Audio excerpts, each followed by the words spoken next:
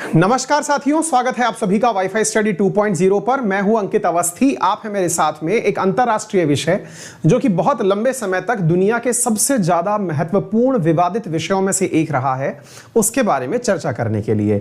जिस प्रकार से अमेरिका के अंदर सत्ता का परिवर्तन होता है, इस देश के अंदर भी चर्चा के मायने बदल जाते हैं। चूंकि आपको पता है कि वर्तमान में अमेरिका के अंदर बाइडेन की सरकार है, तो बाइडेन की सरकार का इजराइल को लेकर जो रवैया है, उसके चलते हुए इजराइल के विदेश मंत्री ने हाल ही में अमेरिका को धमका दिया है। क्या धमकाया है, जरा आइए इस न्यूज के माध्यम से समझिए। इजराइल ने वार्न कर दिया है यूएस को ओवर, किस मुद्दे पर किया है, ओवर प्लान टू रीओपन यरूशलेम कॉन्सुलेट। तो यहां पर एक टर्म यूज हो रही है जिसे आपको समझना जरूरी है। यह शब्द है कॉन्सुलेट, और क्या है वो कहानी जिसको लेकर के यहां पर शब्द यूज किया गया है रीओपन, यानी कि पहले थी, बंद कर दी गई, अब वापस ओपन की जा रही है। इसको लेते हुए यूएस, ये इजराइल के विदेश मंत्री जो हैं यायर लैपिड, इन्होंने हाल ही के अंदर अमेरिका को धमका दिया है। तो यहां पर अपने आप में 2-3 प्रश्न बनकर के आते हैं। पहला प्रश्न तो यथार्थ है कि क्या इजराइल धमका सकता है अमेरिका को? वो तो इजराइल खुद अमेरिका का ही पपेट है, लेकिन हां, देख करके तो यही लग रहा है, पॉइंट नंबर 1। दूसरा बात यह है, रीओपन करने का प्लान क्या है कहानी। तो एक बार के लिए एक न्यूज और पढ़ते हैं। साथियों, आपको मालूम होना चाहिए अमेरिका के सेक्रेटरी ऑफ स्टेट हैं जिनका नाम है एंटनी ब्लिंकन। ब्लिंकन ने अनाउंस किया था मई 2021 में और कहा था कि यूएस का प्लान है कि वो रीओपन करेंगे यरूशलेम के अंदर अपना कॉन्सुलेट। आप में से कुछ लोग संभव है कि कंफ्यूज हो जाएं। क्यों कंफ्यूज हो जाएं? क्योंकि इससे पहले अगर आपको मालूम हो तो डोनाल्ड ट्रंप के शासन में ऐसा हुआ था। क्या हुआ था? डोनाल्ड ट्रंप के शासन में साथियों, अमेरिका के द्वारा यरूशलेम के अंदर एम्बेसी ओपन की गई थी। आप में से कुछ लोग हो सकता है इस कारण से थोड़ा चिंता में भी चले जाएं कि पहले तो एम्बेसी ओपन की गई थी, अब कारण बता रहे हैं कॉन्सुलेट ओपन करना है। एम्बेसी और कॉन्सुलेट होते क्या हैं? अगर ओपन करना है, इस पर इजराइल को क्या आपत्ति है? तमाम प्रकार के विचार आपके दिमाग में एक साथ फ्लो कर रहे होंगे। मैं सारी बातें आपको सीक्वेंस से समझाऊंगा, लेकिन पहले एक बुनियादी प्रश्न यहां पर समझना बहुत ज्यादा जरूरी है कि एम्बेसी और कॉन्सुलेट आफ्टर ऑल होते क्या हैं, तभी हम इस बात को समझ पाएंगे। यानी यहां पर 2 यथार्थ प्रश्न हैं। एक है एम्बेसी और कॉन्सुलेट का अंतर समझना, और दूसरा यरूशलेम को लेकर के बाइडेन का। देखिए, मैं यहां पर कुछ प्रश्नों को पहले ही मेंशन कर देना चाहता हूं ताकि आप इस प्रश्न को अच्छे से समझ पाएं। आपके सामने प्रश्न ये बन करके आता है कि एम्बेसी वर्सेस कॉन्सुलेट क्या है, नंबर 1। दूसरा, यरूशलेम को लेकर के यूएस के अंदर बाइडेन और ट्रंप का प्लान क्या है, और तीसरा, यरूशलेम के अंदर विवाद क्या है ना। तो ये 3 चीजें अगर हम लोगों को समझ में आ गई तो ये आज का सेशन कवर हो जाएगा। एक एक करके सारी बातें करते हैं। सबसे पहले सवाल बनता है, एम्बेसी वर्सेस कॉन्सुलेट क्या होता है? इसको ऐसे समझिए, कोई भी देश अगर आपके साथ डिप्लोमेटिक संबंध रखना चाहता है, आपके साथ मतलब आपके देश के साथ डिप्लोमेटिक संबंध रखना चाहता है, तो वो आपके यहां पर अपना दूतावास खोलता है। दूतावास एक वो स्थान है जहां पर उस देश का एक दूत, जिसे आप राजदूत कहते हैं, अंग्रेजी में जिसे आप एम्बेसडर कहते हैं, वो वहां पर निवास करता है। इसका फायदा क्या होता है? इसका फायदा यह होता है कि अगर आपको उस देश में जाना हो, जैसे मान लीजिए कि भारत वालों को अमेरिका जाना हो, तो अमेरिका जाके नहीं पूछना पड़ेगा कि मे आई कम इन सर। आपको इंडिया में बने हुए दूतावास में ही जाके पूछ लेना है कि मे आई कम इन सर इन अमेरिका। मतलब यह है कि मैं यहीं से परमिशन मांग लूंगा। सरल भाषा में वीजा मांग सकता हूं। कहां से? दूतावास से। फिर आप पूछेंगे तो फिर एक बात बताइए, कॉन्सुलेट क्या होता है? अभी बताते हैं। जब शब्द यूज किया जाए एम्बेसी, तो याद रखिएगा इसके साथ एक टर्म है कि एम्बेसी हमेशा कैपिटल में ही ओपन होती है। यानी जिस देश की कोई कैपिटल है, एम्बेसी हमेशा कैपिटल में ही ओपन होती है। लेट्स से अमेरिका वालों ने इंडिया में अपनी एम्बेसी कहां ओपन कर रखी है? नई दिल्ली में कर रखी है। चाहे फिर आप फ्रांस की उठा लीजिए, चाहे फिर आप कनाडा की उठा लीजिए, जिसको भी उठाएंगे, उनके जितने भी दूतावास हैं वो दिल्ली के अंदर हैं। ऐसे ही अगर इंडिया को किसी दूसरे देश के साथ अपनी एम्बेसी बनानी होगी, जैसे इंडिया की एम्बेसी कहां होगी, तो वो वॉशिंगटन में होगी। यानी कैपिटल सिटी में ही, ये नियम है, कैपिटल सिटी में ही एम्बेसी होती है। तो पॉइंट नंबर 1 क्लियर हो गया। अच्छा, दूसरा पॉइंट है कॉन्सुलेट क्या होता है? कॉन्सुलेट होता है, अब देश बहुत बड़ा है, बहुत सारे लोग जाना आना चाहते हैं, तो रीजनल ऑफिस खोल दिए जाते हैं इस एम्बेसी के, उन्हें कॉन्सुलेट कहा जाता है। रीजनल ऑफिस मतलब जैसे अमेरिका वालों ने अपना एक रीजनल ऑफिस खोल रखा है मुंबई में, यानी आपको अगर जाना है अमेरिका तो आप कॉन्सुलेट से भी पूछ के जा सकते हैं, लेकिन वहां पर थोड़ा जूनियर अधिकारी बैठता है, वहां राजदूत नहीं, कॉन्सुलेट जनरल बैठता है। आ गई बात समझ में? तो हमने पहला तर्क तो यह समझ लिया। अब आप सवाल पूछेंगे कि यह बात तो समझ में आ गई, लेकिन अभी जितना हमें पता है, हमने एक न्यूज बहुत अच्छे से पढ़ रखी है और वो न्यूज ये है कि डोनाल्ड ट्रंप ने 2018 के अंदर, अब इस न्यूज को सुनिएगा, बहुत इंपॉर्टेंट है, डोनाल्ड ट्रंप ने 2018 में घोषणा की थी कि ये यरूशलेम के अंदर अपनी एम्बेसी ओपन करेंगे। दोबारा से सुनिएगा, इन्होंने क्या कहा था कि यरूशलेम के अंदर ये अपने द्वारा एम्बेसी ओपन करेंगे। एम्बेसी का मतलब हुआ, अब एक मिनट मैं वापस से आपको लेके चलता हूं थोड़ा इजराइल का मैप दिखाते हुए, तब आप इस बात को समझेंगे बेहतरीन तरीके से। साथियों, जब हम इजराइल को देखते हैं तो इजराइल के अंदर हमें दो बातें समझनी होंगी, और वो बात क्या है कि इजराइल में यरूशलेम और तेल अवीव ये दो बड़े शहर हैं। भारत ने अपनी एम्बेसी बना रखी है तेल अवीव में। इसका अर्थ यह हुआ कि भारत इजराइल की राजधानी मानता है तेल अवीव को। वहीं पर अमेरिका ने 2018 में कहा कि वो अपनी एम्बेसी उठा करके ले जाएगा तेल अवीव से यरूशलेम, यानी कि वो, अब इसका सीधा सा अर्थ क्या निकला? इसका अर्थ यह निकला कि अमेरिका तेल अवीव के स्थान पर यरूशलेम को इजराइल की राजधानी मानता है। मतलब यह मानिए कि अगर मैं ये कह दूं, कल को कोई मेरे से यह कह दे कि हां भाई एक काम करिए, इंडिया अपनी एम्बेसी चाहता है न्यूयॉर्क में बनाना, इसका अर्थ क्या हुआ? इसका अर्थ यह हुआ कि इंडिया वॉशिंगटन को नहीं मानता है कैपिटल, न्यूयॉर्क को मानता है। यह अपने आप में बहुत बड़ा डिप्लोमेटिक कदम कहलाता है। डोनाल्ड ट्रंप ने 2018 में ही यह कह दिया था कि मैं इजराइल के अंदर तेल अवीव को राजधानी नहीं मानता, मैं यरूशलेम को मानता हूं। अब आपके दिमाग में एक प्रश्न बनेगा, प्रश्न यह है कि यदि यरूशलेम को राजधानी मानने की बात आती है तो इसमें आपत्ति किसे होगी, दिक्कत किसे होगी? अर्थात आप यह जानना चाहेंगे कि यरूशलेम को लेकर आफ्टर ऑल विवाद क्या है। पुराना विवाद है भाई, मैं आपको थोड़ा सा बता देता हूं। साथियों, विवाद है दो देशों से जुड़ा हुआ। वो देश कौन कौन से हैं? इनमें से एक का नाम है फिलिस्तीन और एक का नाम है इजराइल। इन दो देशों से जुड़ा हुआ विवाद क्या है कि 1948 में ऐसा हुआ करता था कि ये जो आप देख रहे हैं, ये जो आप नक्शा देख रहे हैं, ये जो मैप देख रहे हैं, ये 1947 का मैप है। 1947 का मैप है, जिसमें ये ग्रीन कलर दिखाता है कि यहां पर फिलिस्तीन नामक देश हुआ करता था 1947 में। आज का ये वाला मैप है जिसे आप देख रहे हैं। आज फिलिस्तीन, ये जो हरा रंग है आपको, ये कुछ ही स्थानों पर आपको दिखाई पड़ रहा है, बाकी सब जगह आपको व्हाइट कलर दिखाई पड़ रहा है। दैट मींस ये वाला जो क्षेत्र आपको दिख रहा था, जिसे हम लोगों ने फिलिस्तीन कहा था, आज फिलिस्तीन की प्रेजेंस बहुत माइनर रह गई है, यानी कि बहुत सिग्निफिकेंट लेवल पर बहुत मिनिमम रह गई है। अर्थात इजराइल एक नया देश 1947 के बाद से बन के तैयार हो गया और वर्तमान में यह ऐसा दिखाई देता है। फिलिस्तीन के नामो निशान मिट चुके हैं। फिलिस्तीन अब केवल दो जगह पर दिखाई पड़ता है। कहां कहां पर?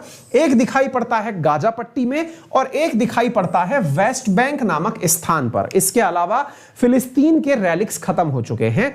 ऐसा इजराइल के प्रसार के कारण हुआ। अब आप पूछेंगे तो सर, इजराइल ने जिस प्रकार से विस्तार किया, क्या कभी फिलिस्तीन ने इसका विरोध नहीं किया? बिल्कुल किया। ना केवल फिलिस्तीन ने, बल्कि आसपास की जो अरेबियन कंट्रीज हैं, इन्होंने भी यहां पर साथियों विवाद का कारण बनाया था इसे।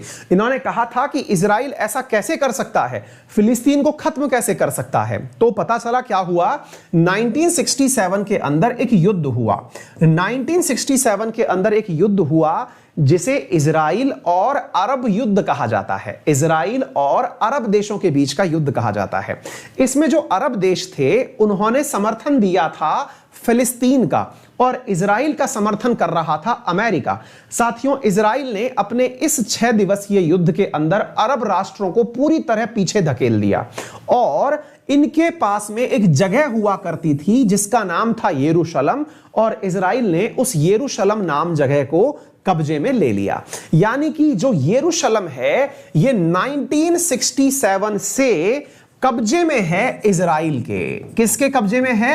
इजराइल के कब्जे में है। यानी यरूशलेम जो वर्तमान में आप देखते हैं, यह वर्तमान में कब्जे में है पूरी तरह से इजराइल के। लेकिन साथियों, इसी यरूशलेम में न्यूज जो बनकर आई है वो मैं बाद में बताऊंगा, लेकिन थोड़ा सा और समझ लीजिए, और वो ये है कि इस यरूशलेम के हिस्से को जो आप यहां पर देख रहे हैं, आपको यहां से समझ में आना चाहिए, ये जो जगह मैं आपको दिखा रहा हूं, ये जो पिन पॉइंट एरिया आप देख रहे हैं, दिस इज नॉन एज यरूशलेम। इस यरूशलेम में जो पूरब की तरफ वाला हिस्सा है, मैप जब हम पढ़ते हैं तो east hand side right hand side को कहते हैं और लेफ्ट हैंड साइड को हम वेस्ट कहते हैं। तो साथियों, ये जो पूरब की तरफ वाला हिस्सा आपको दिखाई पड़ रहा है, इस पूरब की तरफ वाले हिस्से में 1/3 हिस्से पर यरूशलेम के अंदर फिलिस्तीन अपना हक मांगता है। यानी फिलिस्तीन ये कहता है, ये वेस्ट बैंक वाला फिलिस्तीन ये कहता है कि इसका 1/3 हिस्सा, इस तरफ का जो 1/3 हिस्सा है वो मेरा है। कौन कहता है? फिलिस्तीन कहता है। यही कारण है साथियों कि यहां पर सबसे बड़ा विवाद होता है यरूशलेम को लेकर के।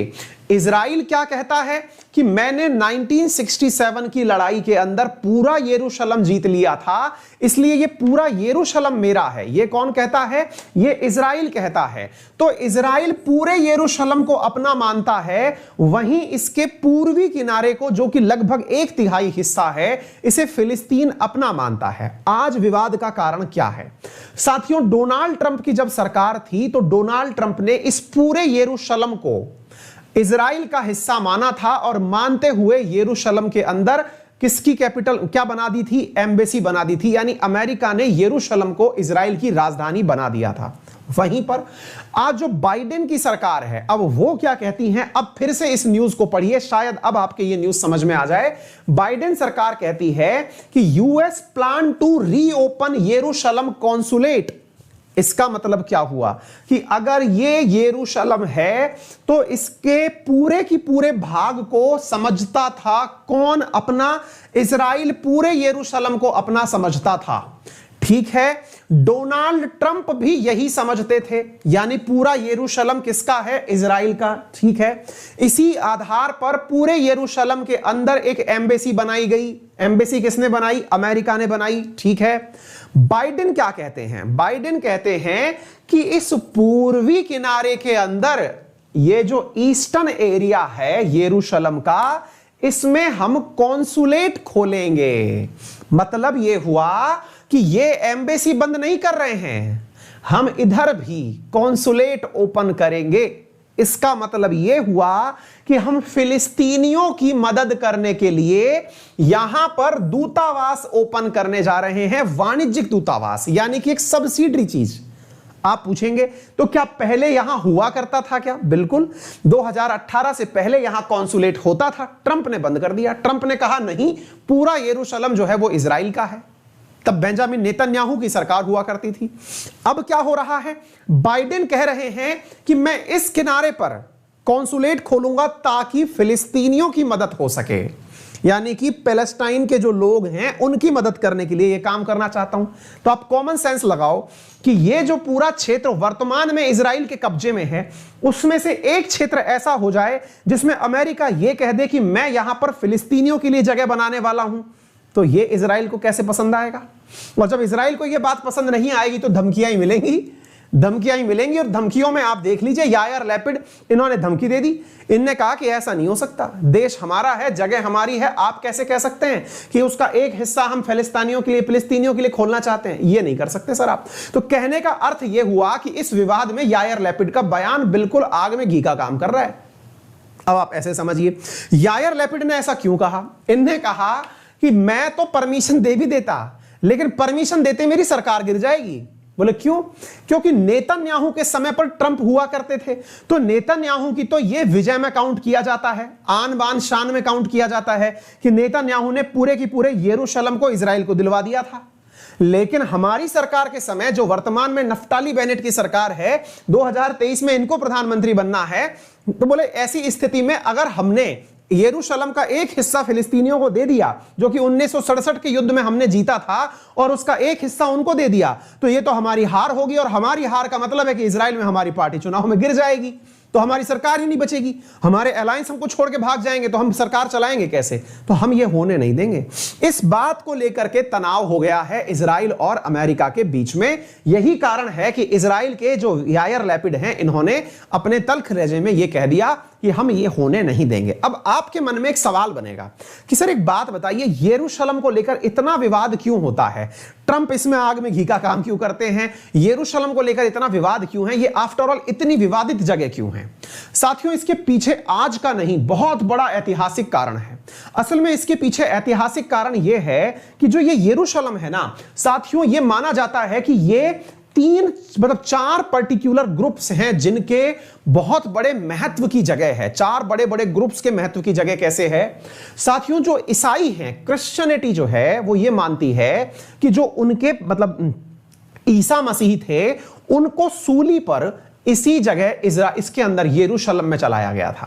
यानी यरूशलेम जो जगह है वो इतनी पवित्र जगह मानी जाती है, दुनिया की सबसे पवित्र जगहों में से एक है जिस पे सबसे ज्यादा विवाद होता है।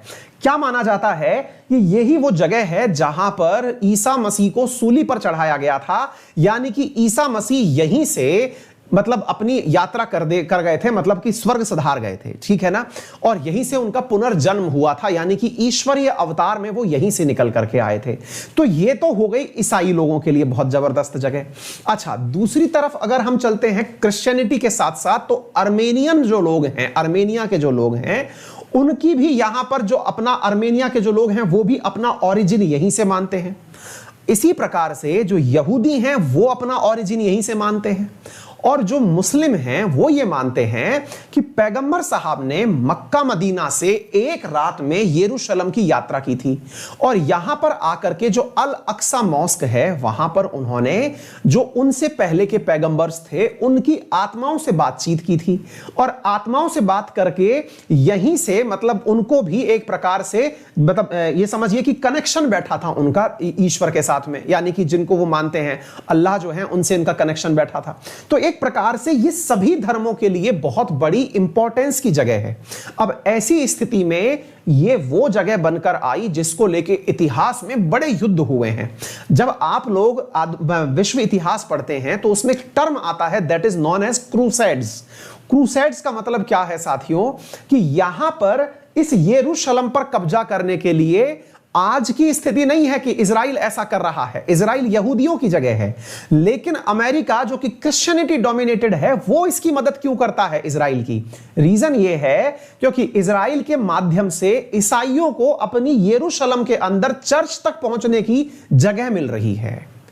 ऐसा हुआ करता था साथियों, लगभग बात है 1000 एडी से लेके 1290 एडी के बीच में, जब यूरोप से चल करके बहुत सारे ईसाई धार्मिक यात्राओं पर इस फिलिस्तीन की इस जगह पर आया करते थे, यहां पर आया करते थे। और उस यात्रा को साथियों जब वो आया करते थे तो उस यात्रा को क्रूसेड कहा जाता था, क्योंकि यहां पर उस समय मुस्लिम शासकों का राज हुआ करता था। तो यहां पर ईसाई वर्सेस मुस्लिमों की लड़ाई हुआ करती थी, और कभी भी ईसाइयों की यात्रा यरूशलेम तक सिद्ध नहीं हो पाई, वो पहुंच ही नहीं पाए। रीजन यह था कि ईसाई यहां पर जाना इसलिए चाहते थे क्योंकि ईसा मसीह को यहां पर सूली पर चढ़ाया गया था। यह समझिए कि ईसाइयों के लिए यह अत्यंत पवित्र जगह थी। तो ईसाई इस जगह को पाने के लिए बहुत ज्यादा मेहनत किए, 300 साल तक लड़ाई लड़े, लेकिन वो पहुंच नहीं पाए। इसके बाद में फिर अमेरिका जैसे देशों ने इजराइल की मदद करी, यहूदियों की मदद करी कि तुम यरूशलेम जीतने में काम करो, हम तुम्हारे साथ चलेंगे। यानी अल्टीमेटली ईसाई समुदाय और यहूदियों की जॉइंट रीच है इस चीज को पाने के अंदर, क्योंकि ये एक प्रकार से समझिए तो ये एक प्रकार का वो जगह है जिसको सब लोग चाहते हैं। वर्तमान में यरूशलेम ऐसा दिखता है। इस यरूशलेम को अगर हम देखें तो इसका ये वाला हिस्सा वेस्ट यरूशलेम, इसे अच्छा हाँ, आप में से एक सवाल दिमाग में और बनेगा, और वो क्या होगा? सर एक बात बताइए, अगर ये चीज ऐसी दिखाई पड़ रही है तो इसके अंदर यूनाइटेड नेशन का क्या मत है? यूनाइटेड नेशन बैठा रहता है क्या कि फिलिस्तीन खत्म हो तो हो जाने दो, है ना, इजराइल पूरे तरह से कब्जा कर ले तो कर लेने दो? क्या वो ऐसा ही चाहता है क्या? नहीं साथियों, इसमें फिलिस्तीन हो और इंडिया का क्या मत है आप ये भी जानना चाहेंगे। तो साथियों यूनाइटेड नेशन जो चाहता है इंडिया भी वही चाहता है। यूनाइटेड नेशन क्या चाहता है? यूनाइटेड नेशन चाहता है इस इस जगह का समाधान टू स्टेट थ्योरी से हो, यानी टू नेशन थ्योरी चाहता है। कौन? ये कई बार पूछा जा चुका है साथियों। टू नेशन थ्योरी कौन चाहता है? United nation. कब प्रस्तावित की गई थी? 1967 का जब युद्ध हुआ था तब यूनाइटेड नेशन ने इजराइल और फिलिस्तीन के बीच समझौता कराने के लिए एक थ्योरी प्रस्तावित की थी। उस थ्योरी के अंदर यह कहा गया था कि इजराइल भी एग्जिस्ट करेगा और फिलिस्तीन भी एग्जिस्ट करेगा, और यरूशलेम के अंदर जो हिस्सा जो ये फिलिस्तीनी अपना मानते हैं, ये यरूशलेम का वो हिस्सा फिलिस्तीन के पास रहेगा, बाकी बचा हुआ जो हिस्सा है ये इजराइल के पास रहेगा। लेकिन इस टू स्टेट थ्योरी को इजराइल ने मानने से इनकार कर दिया और इजराइल इस पूरे की पूरे यरूशलेम के ऊपर आज अपना कब्जा रखता है यूनाइटेड नेशन के बावजूद। और अमेरिका में जब ट्रंप की सरकार थी तो ट्रंप की सरकार ने भी टू स्टेट थ्योरी को दरकिनार कर दिया था और यह कहा था कि नहीं, पूरा की पूरा जो यरूशलेम है यह इजराइल से ही संबंध रखता है। अब आप पूछेंगे भारत क्या चाहता है? साथियों, भारत ने भी टू स्टेट थ्योरी का समर्थन किया हुआ है, क्योंकि इंडिया यूनाइटेड नेशन के अगेंस्ट नहीं चलता। इंडिया ने हमेशा यही कहा है जो यूनाइटेड नेशन कहेगा हम वही करेंगे, और यूनाइटेड नेशन ने कहा हुआ है कि टू स्टेट थ्योरी जो है, टू स्टेट सॉल्यूशन जो है, it is the only solution. और ऐसा नहीं है कि अच्छा हां, फिर आप पूछेंगे बाइडेन क्या चाहते हैं? तो बाइडेन जो है ये टू स्टेट थ्योरी चाहते हैं जो यूनाइटेड नेशन चाहता है। यानी अमेरिका के दो राष्ट्रपति हुए। ट्रंप चाहते हैं कि नहीं, टू स्टेट थ्योरी नहीं होनी चाहिए। बाइडेन चाहते हैं टू स्टेट थ्योरी होनी चाहिए। इजराइल क्या चाहता है? टू स्टेट थ्योरी नहीं होनी चाहिए। यानी इजराइल के लिए सबसे अच्छा राष्ट्रपति कौन? तो ट्रंप हुआ। ट्रंप का मतलब क्या हुआ? रिपब्लिकन्स जो हैं वो इजराइल के लिए बेहतरीन पार्टी के रूप में जाने जाएंगे। आगे बात समझ में? और अगर ऐसा होता है तो बाइडेन के शासन के दौरान इजराइल के संबंध अमेरिका से खराब होने तय हैं। यह बहुत बड़ा एक विवाद का कारण बन सकता है, ठीक है ना? तो यह देखिए, रिसेंटली 27 मई की न्यूज है और 27 मई की इस न्यूज के अंदर आप यहां पढ़ सकते हैं कि Israel Palestine political solution only way to end senseless cycle of violence. ऐसा साथियों यहां पर ऑलरेडी मेंशन किया हुआ है। इसके अलावा इंडिया ने भी हाल ही के अंदर यूएनएससी की मीटिंग में कहा है कि इजराइल और फिलिस्तीन की जो बातें हैं इनका समाधान केवल एक ही है कि ये दो स्टेट सिद्धांत को मान ले, ताकि फिलिस्तीन को उसकी जगह मिल जाए और मतलब इजराइल को अपनी जगह मिली रहे। फिलहाल के लिए इतना ही। उम्मीद है आज आपको इस सेशन में बहुत सारी बातें समझ में आई होंगी, विशेष रूप से जो शुरू में हम लेके चले थे कि इजराइल को लेकर के दो राष्ट्रपतियों के मत अलग क्यों हैं, यरूशलेम में सबके इंटरेस्ट क्यों हैं, इजराइल और फिलिस्तीन को यरूशलेम को क्यों चाहते हैं, यरूशलेम दुनिया के अंदर इतना रिनाउंड क्यों है। इतने सारे पॉइंट्स को हमने आज के सेशन में समझाने का आपको प्रयास किया है। अगर आपको ये बातें पसंद आई हो तो वीडियो को लाइक करना बिल्कुल ना भूलें। चैनल पर नए हैं तो प्लीज सब्सक्राइब कर लें। अपने सभी साथियों से इसे शेयर भी जरूर करें ताकि उन्हें भी असल में ये पूरा विवाद का कारण समझ में आए आसान भाषा के अंदर। मिलते हैं फिर आपसे अगले सेशन में। तब तक के लिए आप में से जो भी विद्यार्थी मेरे साथ अनअकैडमी पर जुड़कर पढ़ना चाहते हैं, अनअकैडमी के पेड अथवा फ्री क्लासेस पढ़ना चाहते हैं, मेरा रेफरल कोड अंकित 10 यूज करके वो मेरी क्लासेस एक्सेस कर सकते हैं।